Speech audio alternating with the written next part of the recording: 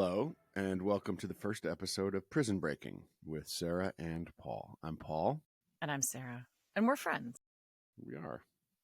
Not best friends kind of thing. No. We're adults. No. We don't have best friends, but we're good friends. You don't have a bestie?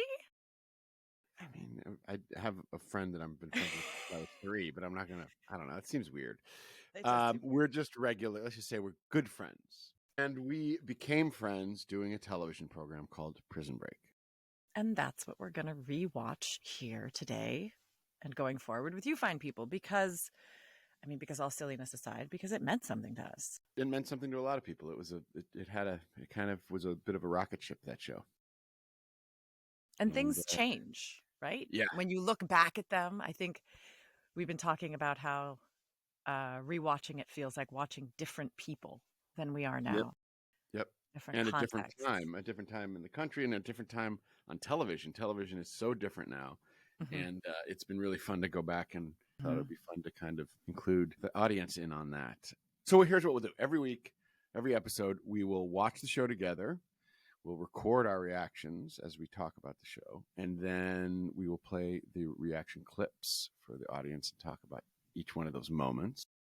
And sometimes we'll have some guests on to talk about the show, creators, actors, directors, crew, maybe even some fans of the show. And then we'll start off right before we jump in with our version of Harper's Index. Sarah, tell them what Harper's Index is. So Harper's Index, for those of you who read Harper's Magazine, there's this wonderful page of statistics that tell a story. Random statistics about the culture, about geographical things, about all sorts of minutia that is fascinating. And we'll be doing that about each episode that we present.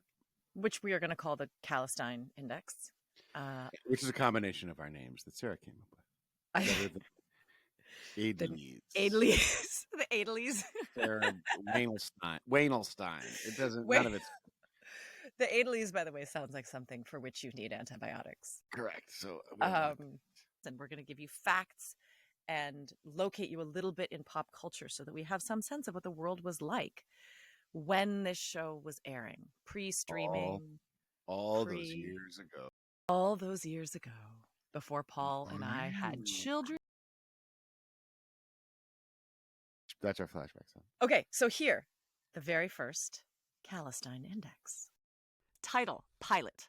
Writer, Paul T. Schering. Director, Brett Ratner. More on that later. The pilot premiered August 29th, 2005 at 8 p.m. Remember, this is all before streaming existed or anything like that. Quick plot refresher. Michael Scofield is imprisoned in Fox River State Penitentiary. He finds his brother Lincoln Burrows, who is a death row prisoner, and tells him that he is going to break them both out of prison.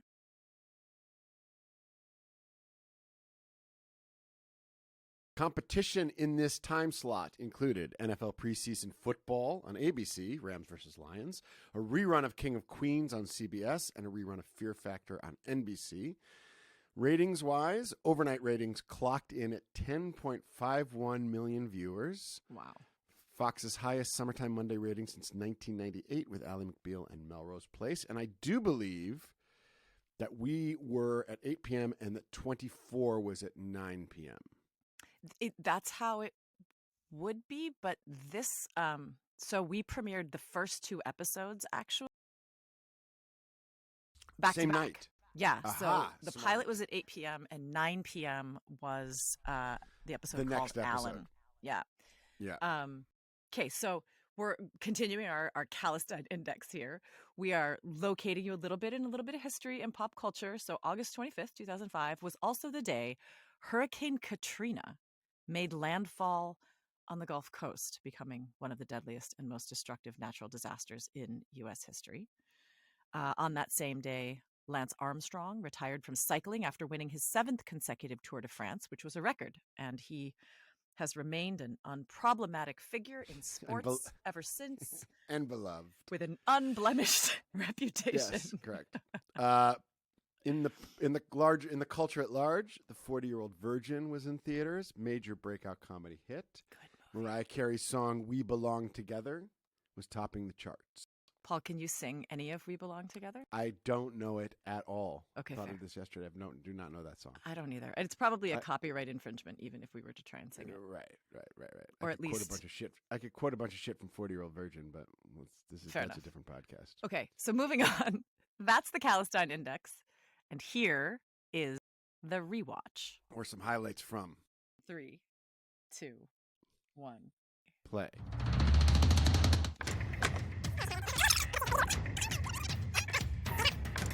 Did you audition for Sarah, or was it an offer? Offer? I'd never done anything. Oh, so that's, yeah. You know what I auditioned for originally? Tell me it was Lincoln. It was Lincoln, and this was the audition scene.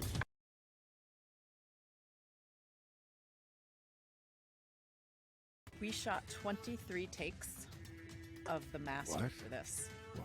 Went and I had had dinner the night before, and I was like, oh, this guy's really lovely. And after the master, I was like, hey, it's nice working with you. I'm going to get fired.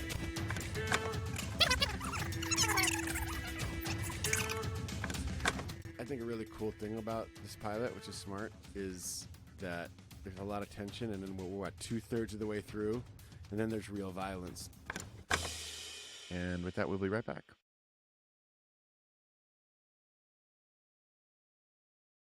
All right, welcome back, everyone. Okay, shall we break that down? Let's break it down. Break down. Oh, We're going to make the jokes. we're gonna make all the prison breaking Every one of jokes them. possible. Every one of them. And we're going to ask the fans to send in their bad prison break jokes because Okay, why not? sure. And drinking games. There was a prison break drinking game, which I never played, but we should certainly play it at some point. I only remember 2 rules at this point. You had to drink whenever somebody said either inside these walls or outside these walls. And then you had to drink whenever Dr. Tancredi took off her exam gloves. Wow. Yeah, and I remember that because there was an episode where we tried to work in 5 pairs of exam gloves in one Because you were like, scene. let's get these people Yeah, drunk. let's make sure the people have a good time. I have also played a doctor on television, and I had real trouble with the glove. The gloves are a trial. They're It's a trial. a thing. It's a thing. Yeah, you get the powder all over your hand. Oh yeah, And then you touch it's your impossible to trousers do. Mhm. Very hard to do, looking slick. Wait, let's start with Yeah. how you came to the show. Because you came to the show with a career. I did not. Yeah, I mean, ish. I was older than you. I was 30. You're still older than me. Correct. 35. I think I had been recurring on a couple of shows. I had done a lot of theater in Chicago. I had been in some movies, and I had been a series regular on one show. I had been going back and forth from Chicago to LA for years, and I had worked. I'd done some pilots that didn't go, etc. And I didn't want to live in LA until I had an established career. But by early 2000s, I found myself spending about 6 to 7 months a year in LA, and I was like, okay, it's time to move. I got rid of my apartment in Chicago. I moved to LA, and I promptly didn't work for 6 months to a year or something. Which feels super normal. I mean, it's just how it goes. And then I got Prison Break, which shot in Chicago. And where did you move to when you I moved lived to with my brother and his wife and daughter. Okay, which because was I great. feel like I was saw great. you. We bought an apartment in Wicker Park, and I feel like I would see you running all the time. Yeah, they So were you right nearby. They're 2 blocks from there. Oh yeah, that was a great neighborhood, by the way.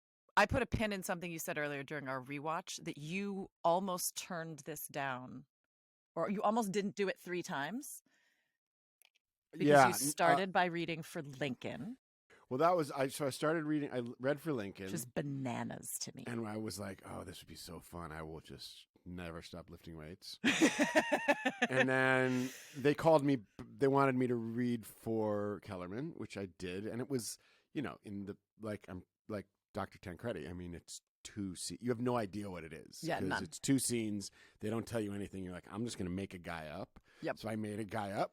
They liked the guy, and they made me an offer. And I don't remember the exact conflict, but I think I had already gotten a Bill Lawrence pilot, and there was some other stuff going on in my life, and I was like, this just doesn't seem like the right timing. And then people were like, yeah, but you never know what something like this could turn into, so just do it. And they said, I had like 24 hours to think about it, and then they called and they're like, we're literally about to offer it to the other person. So, and I know who that person was.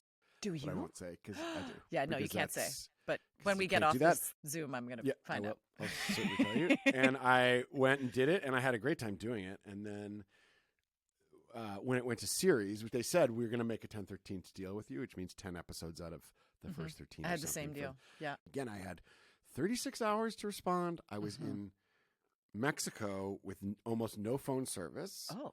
I had done a pilot, and we didn't know if that pilot was going to get picked up or not. And they had the option. So until they said yes or no. Right. And I'd lost a huge job a few years earlier because of a scheduling conflict. So it was a particularly sore subject with me. I was like, I can't believe this is going to happen. This is just my life.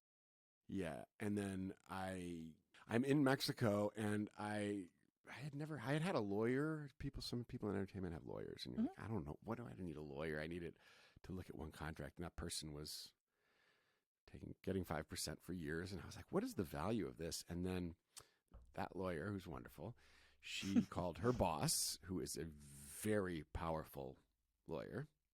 He's been in the business forever. The shark from Jaws is named after him. Oh, Bruce. And a wonderful man. He got, in about 25 minutes, I'm not kidding, the heads of each studio on the phone. Yep. And said, kids, figure it out. We have this problem, da-da-da-da-da. And the studio goes, don't tell anybody, but we're not going to pick that show up. So he's free to go and just do it. And that guy earned that 5%. And I was like, that was 10 years in time. Yep. I mean, and I was like, oh, I see what power is. It was so generous. And anyway, so then I got to do the show, and I had a great time. That's amazing. How did you come to it? Well, so I think I was the first person cast because we shot the pilot in 2004.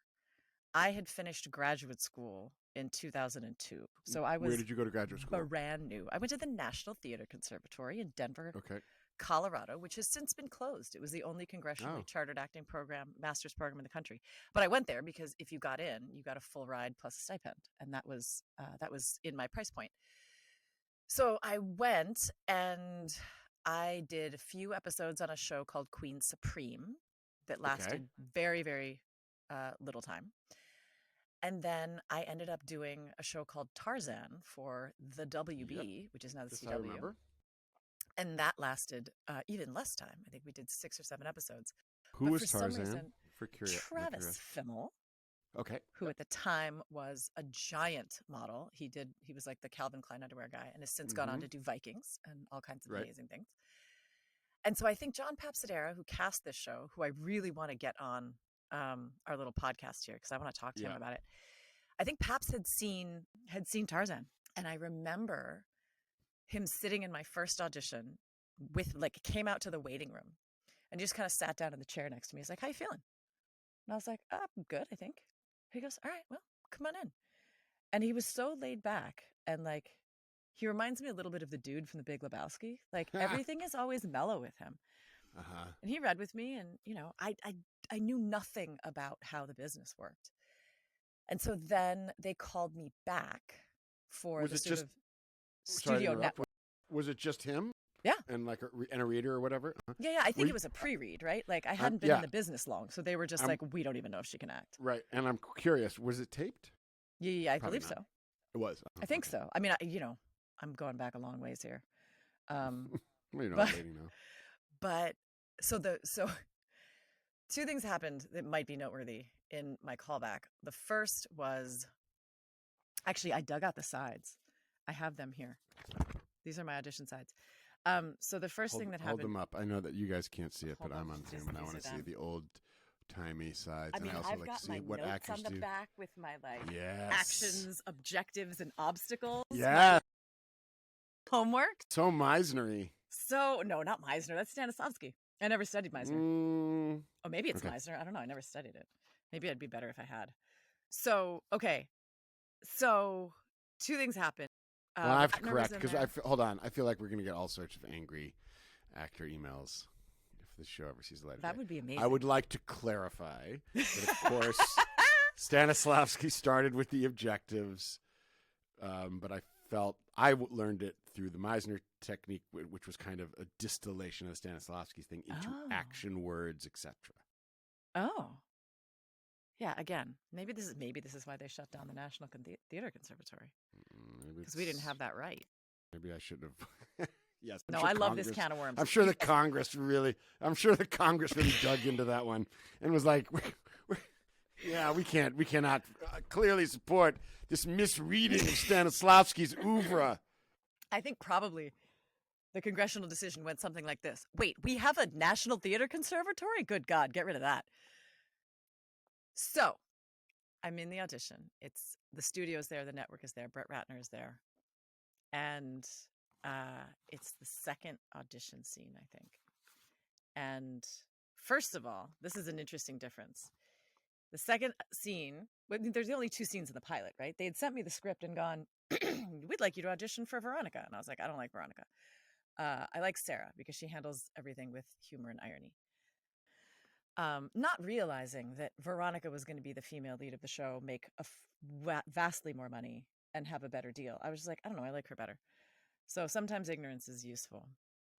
So it starts with Sarah looks over Michael's charts. Can you? Yeah, of course. I was going to say, that's actually, you made obviously the right decision, because not just because of how it turned out, but you already knew, which is impressive, to follow your gut for what you thought was going to be most satisfying and interesting. I mean, that sometimes takes a long, long time to figure out. I certainly didn't have that clarity of mind all the time.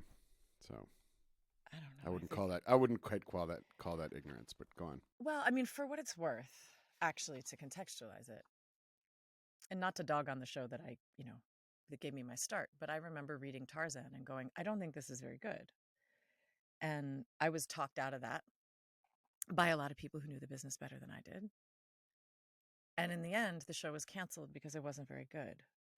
And so I think there was just a tiny part of me as I read this script that went, maybe just trust your gut a little bit. At the end of the day, like, our taste is a big part of what we have. I mean, there was buzz around the show because of Ratner, but everyone was like, Prison Break. I mean, the show was called The Untitled Prison Break Project because they thought that was a dumb title for a long time. Dumb title. Yes, I remember Jon Stewart made fun of it. Did he? Yeah. Jon Stewart knew we were alive? That makes me really happy. It was that year, too. It was right around. He said, Prison Break, what could that show be? It was like one of those jokes about, like... Yeah. I mean, not to mention what happens when they get out. Isn't it giving it away? Yeah. And we should probably back up into the small origin of the show. It was designed. I think Paul Schering told me once it was designed to be a 1 season, maybe a 2 season. Oh, show. I thought it was a 2-season idea. Oh, right. I thought it was season 1 is the breakout, and season 2 is the exoneration, like on the run and exoneration. Right. All right. So hold on. Just to be par for the course. Okay. So you go in to read for Sarah Tancredi because you didn't want to read for Veronica, and Papsadera comes out and sits down next to you and goes, "How you doing?" And you go, "He's pretty super good. Sweet." Yeah. We do the thing. A little while later, they bring me back. I go into the room. It's on Fox Studios, which, if you remember, is harder to get into and out of than a maximum security prison. My joke at Fox Studios was, if you can get to the audition, you should get the job. I mean, for real. P.S. Once when we were working there during season 4, the guy at the guard shack who saw me 3-4 times a week, I forgot my ID. And he sent me home to get it. Oh, my God. And I was like, I don't want to be a jerk. I'm not saying, do you know who I am? But you do know who I am because you see me every day and you know that I'm not here to steal the original, like, film stock of The Sound of Music or something. Anyway, so I get through, which is already amazing. I park in the parking garage. I close the door and I realize my keys are in the car. I've left the keys in the ignition. They're off. But I'm like, oh, mother of God, I have closed the door of my, whatever it was, I think it was a very old Subaru, with my keys in there. And I just sort of went, I can't think about this right now. Right. So I go in and I audition. So wait, when did you realize they were in the car? Like as soon as I closed the door. and tried the handle and discovered it was locked. And then you had a 15-minute walk ahead of you to get from your car through security because it's Fox. Because it's like like a half mile away. Yeah. And I was like, I just can't think about this. Yeah. So I walk in the room. It's Ratner, it's the studio's executives, it's the network executives.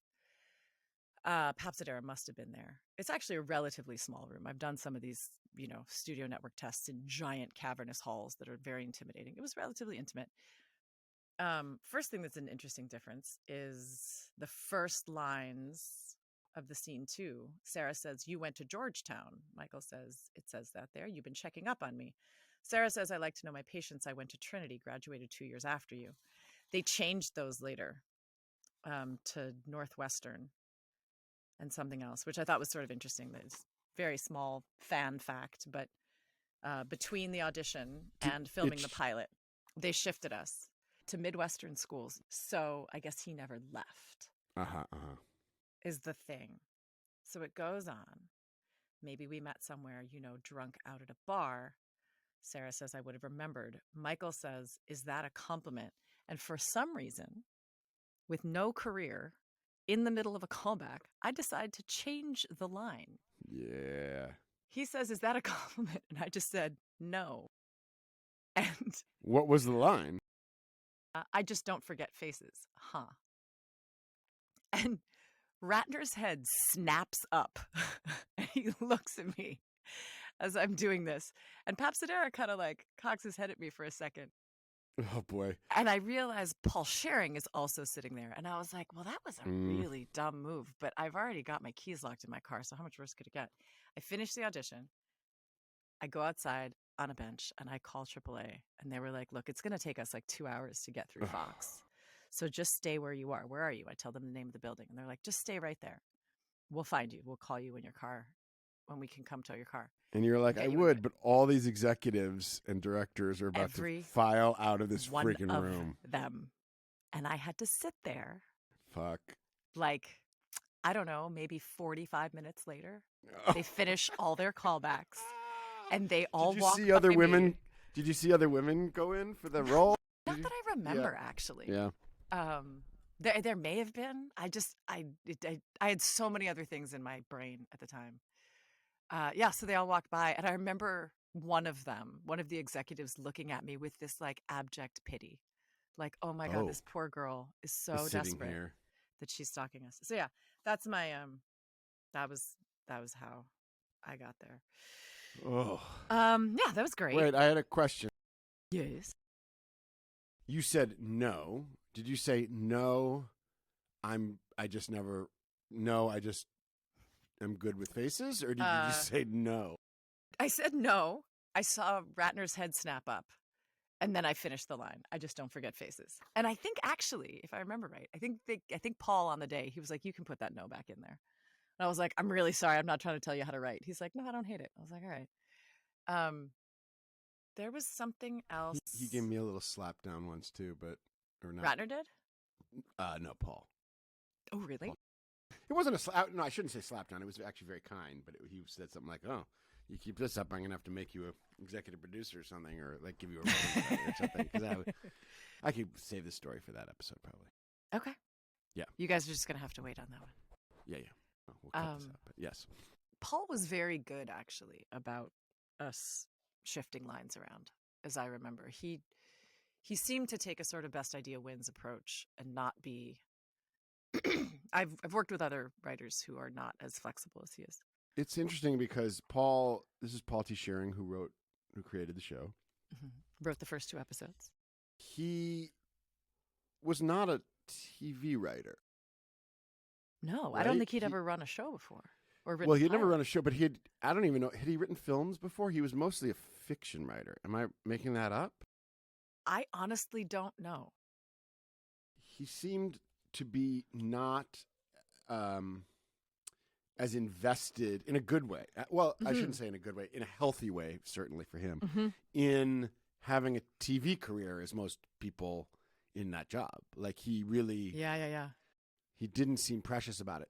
Well, and it was interesting because so much of that dialogue, I do remember reading the script going, this feels very specific. Like, this prison writing feels very specific. And I guess remember when chat rooms were a thing? He had gone on a bunch of either prison chat rooms or like former inmates and sort of posed as one of them and gotten that language, like fish and celly and, all the very specific stuff. Because I'm sure you had this experience too. I would meet people who had gone to prison in the course of the show. That just sort of happened. And they were like, yeah, a lot of that felt really accurate. Oh, this is an interesting, Dom and I actually went to a maximum security prison. Whoa. When? In Chicago to prep. It was between the pilot and episode 1. We went together. I think we had both independently asked to get a sense of it. And they sent us to this place, and it was so intense. And I remember at one point I needed to use the restroom, and so the corrections officer who was taking us around was like, all right, I'm going to walk you through the mess hall to get to this place. And there was this man serving. He was an inmate who was serving food. He must have been on, I guess, PI or something. And as I walked by, we made eye contact. And he had these beautiful blue eyes and this really open face. And he was somebody who I immediately felt I would trust. He was sort of charismatic and friendly looking. And later, as we were leaving, I was like, hey, that guy there. And she remembered him. And she said, yeah, he killed a family of 4 around their dining room table. And I actually was so struck by that. I used that later in something that I wrote, like Aftershock or something. But it completely undermined my sense of my ability to judge someone's character. Wow. Because it's not like I had a long conversation with him or stared deeply into his eyes, but every instinct I had was, that's a trustworthy human being. Your first read. I did not see it. And I came home from that experience, curled up on the bed, went immediately to sleep. Like, my entire system was like, we need to reboot.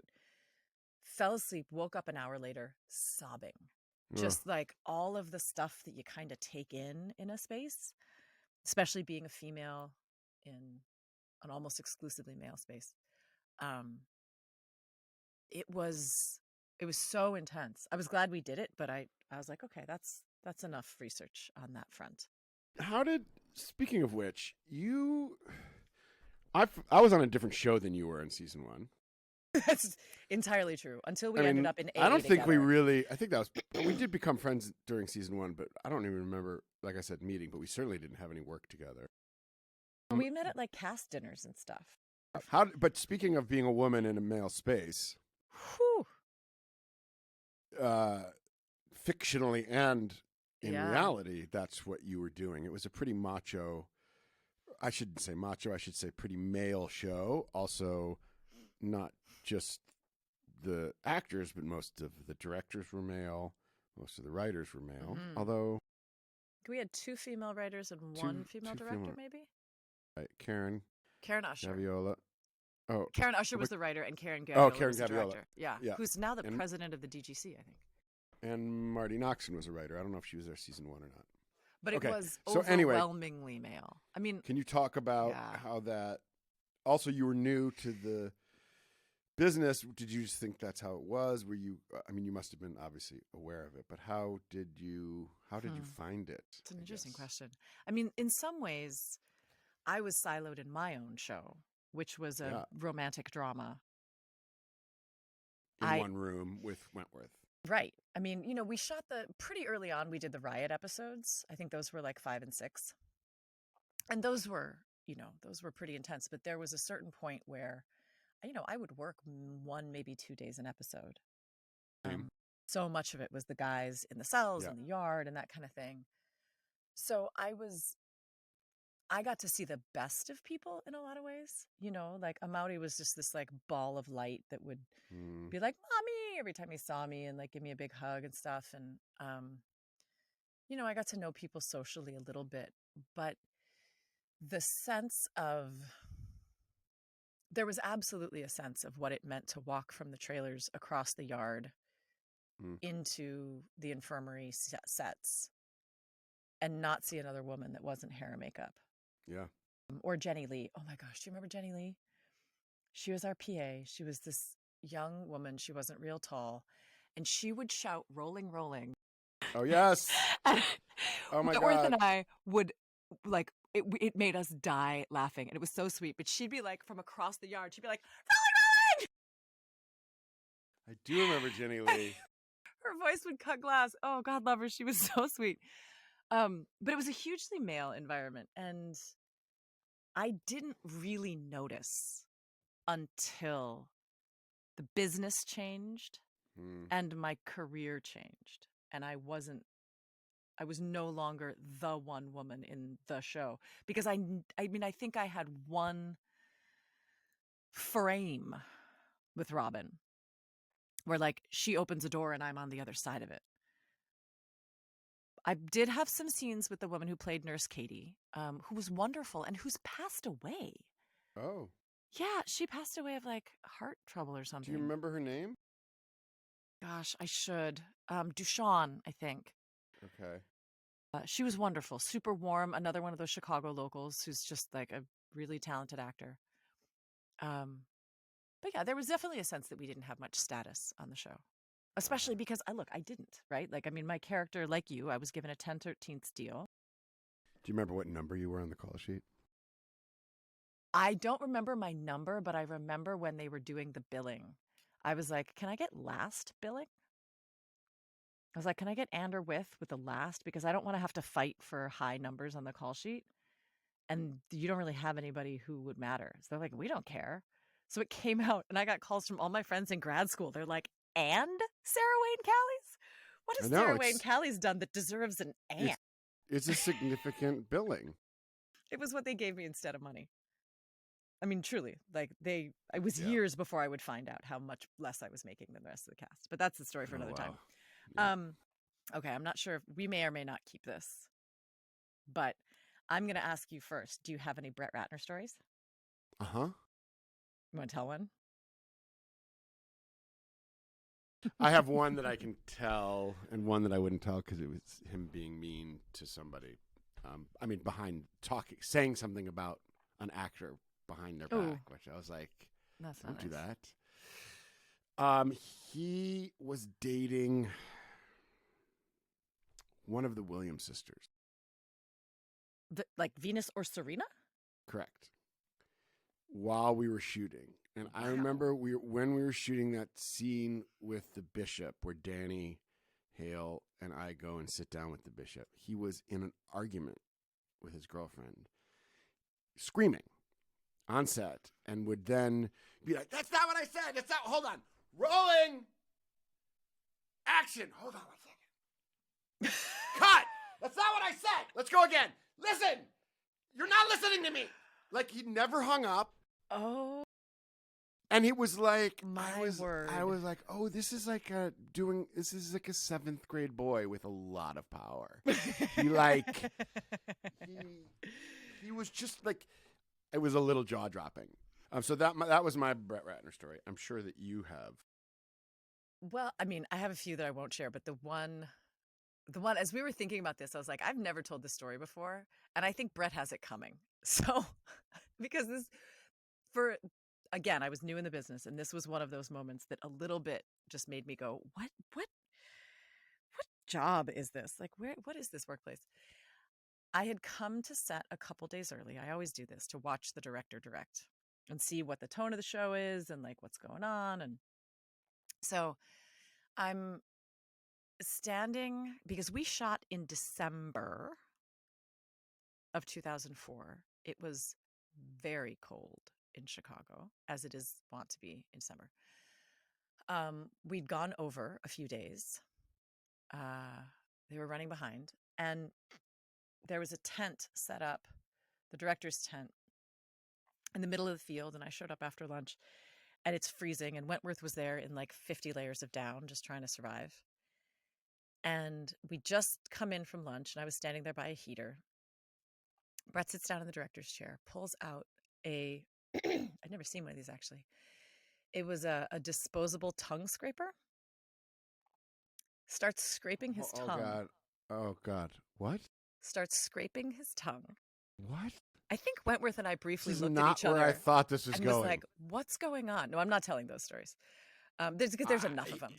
I just did not see tongue scraper figuring in this. The next thing that happens is he flicks it onto the monitors. Oh. And there's now tongue scum. I don't know what you call it. All over the monitors. Tongue scum is appropriate. Tongue scum. He turns to a PA and says, "Clean that shit up." Bull. I mean, almost said bullshit. I was like, I totally believe this. The first thought in my head was, "You just told me everything I need to know about you." That's one of the worst. That's when outrageous. Someone tells you, believe them. That is so disgusting. So horrified. It was. I've never told that story, but there's a part of me that's like, you know what, dude, you should be held accountable for behavior like that, because some poor PA in very nearly freezing weather in Chicago had to go home and have their friend or spouse or partner go, "How was your day?" And when I had to clean the tongue scum off a monitor. I mean, there's so many things that are disgusting about that story, both physiologically and power and psychologically and power in Hollywood, man. And also showing off for you guys. Like, what is that part? Like, is that a flex? I mean, weird one. Anyway, maybe on that note, we should wrap up. And with that, we'll be right back. Welcome back, everybody, to Prison Breaking with Sarah and Paul. Is there anything else you want to talk about? I mean, there was so much in that pilot, including, I forget that not everybody's going to hear the whole rewatch, including, I mean, the last moment is a pretty breathtaking film moment reveal. I agree. I think that there's two astounding twists in the pilot. One is that they're brothers, which is like right in the middle. That great shot against the fence. Yes, the snap. Yes, and then kind of the sub reveal is when Lincoln sees him, and then the reveal at the end that he has the plans tattooed on his body. Because there are, I think Paul did so well, not just within one episode, but also throughout season one in particular, is lay the groundwork for stuff that doesn't pay off till much later. It's really easier said than done. It's a patience, especially in television, because so many things change, and the studio wants different things, the network wants different things, and different actors get hired, and different directors, and you have to. But like the fact that the first shot is him getting tattooed, and you never know what it is until the very end. You don't know why he's going in there. You don't know what LJ's up to. You don't know all these different pieces. If you think about all the stuff that's on the wall, you, Warden, Brucey, Burroughs, and Muse's character. What's Muse's character's name? Watson's character? D.B. Cooper. D.B. Cooper, but he had a different name. Charles Westmoreland. Westmoreland. Like all these things that are just, here's a bunch of clues, and we're going to stretch them out throughout the whole season. It's just so much fun. It's why people were so ambitious. Addicted to it. It's ambitious. Right. And, you know, back then, too, there wasn't a lot of television like that. You know, I mean, I think it's worth locating that moment in, like, I really believe that it was related to 24 in that it was so intense. Like, so many shows were episodic, meaning everybody uses the example of Law and Order. You can watch them out of order. It's a little, it's a 40-minute mystery, and da-da-da-da-da. You can watch Friends. It's contained. It's one story. This was, if you didn't see last week, you know, this was lost. Talk about appointment television. You had to watch 24. It was literally 24, hour long, blah, blah, blah, sequential things you had to watch. And people were dying for it to come out the next night, or the next week, excuse me. And that was a kind of unusual. That was not a thing. Bingeable.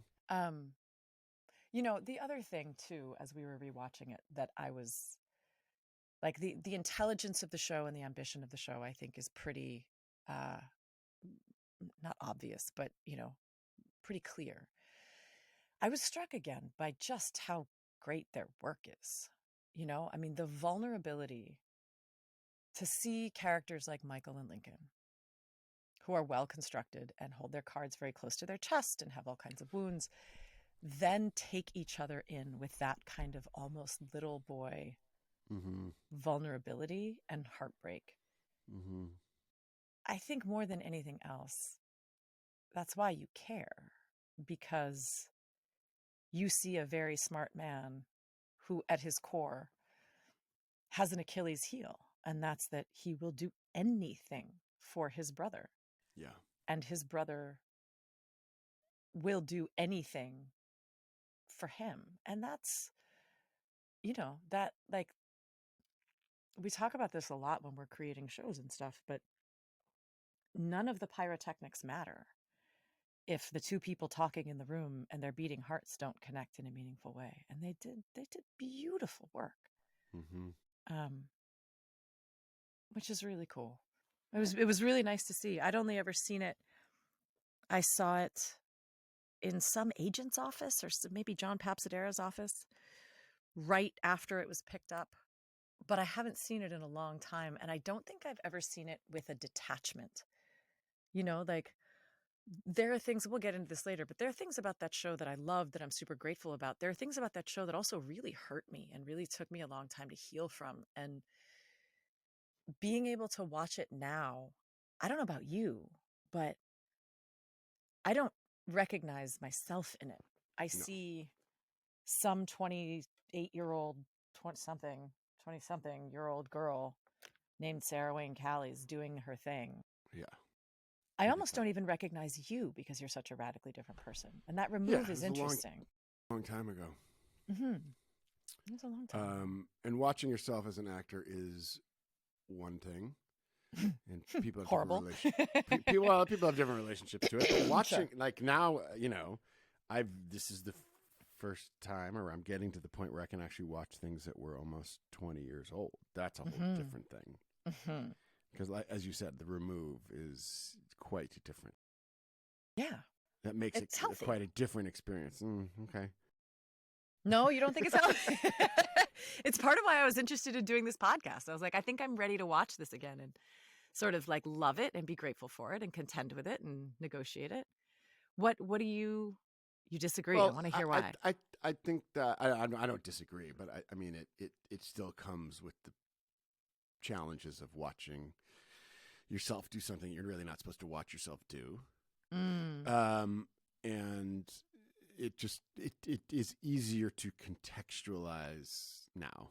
I mean, I felt like at the time, or when I was getting used to watching myself, or trying to get used to watching myself, it was so I became so overwhelmingly whatever that I couldn't see other things.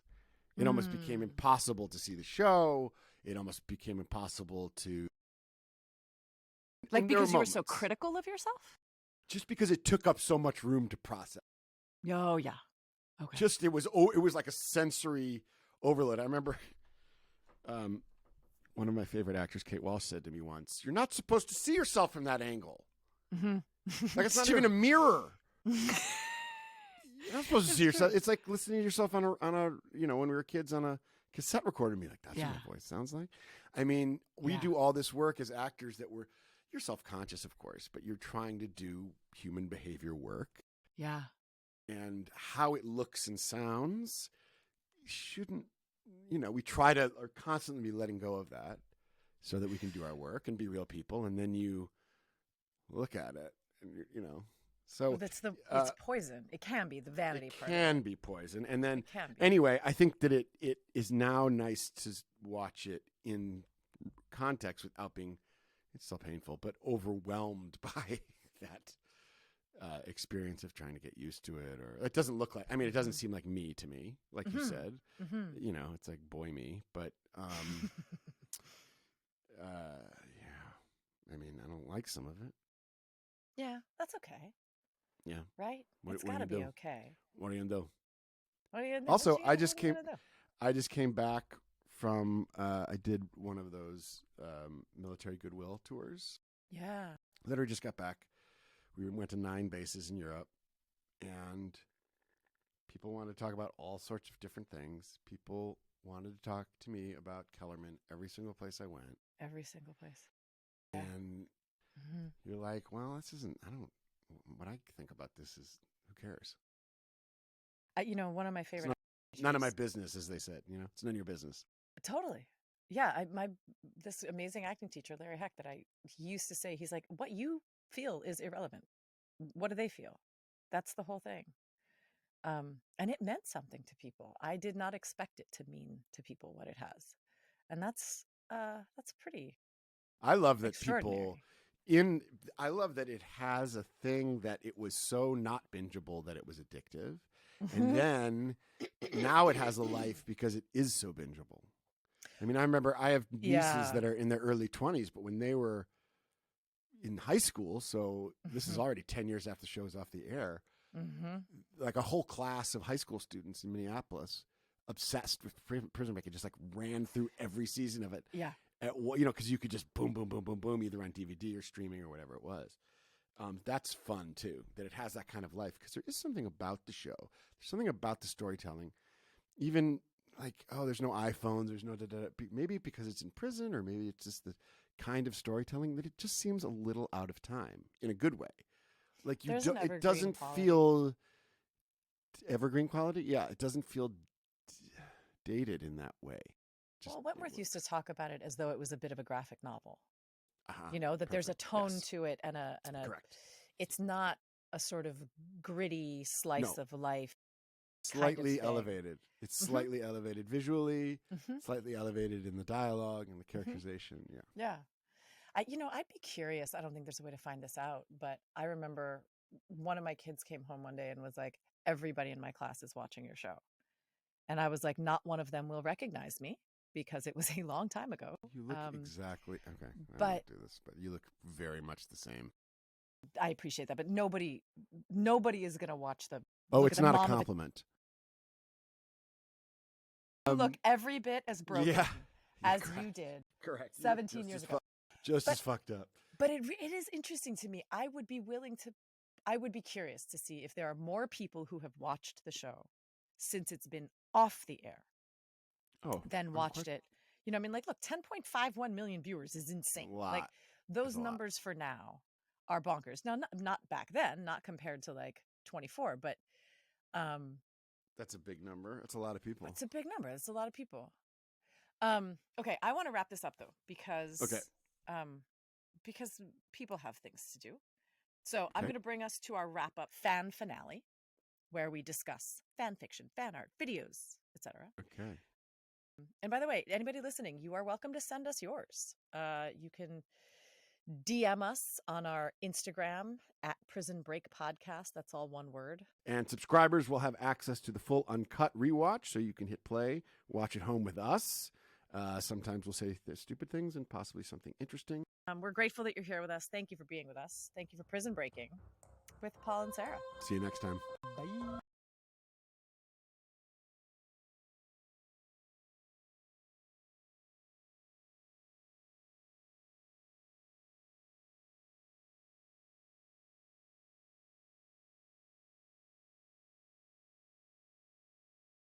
Prison Breaking with Sarah and Paul is a Caliber Studio production. Your hosts have been friends, but not besties. Sarah Wayne Callies and Paul Adelstein.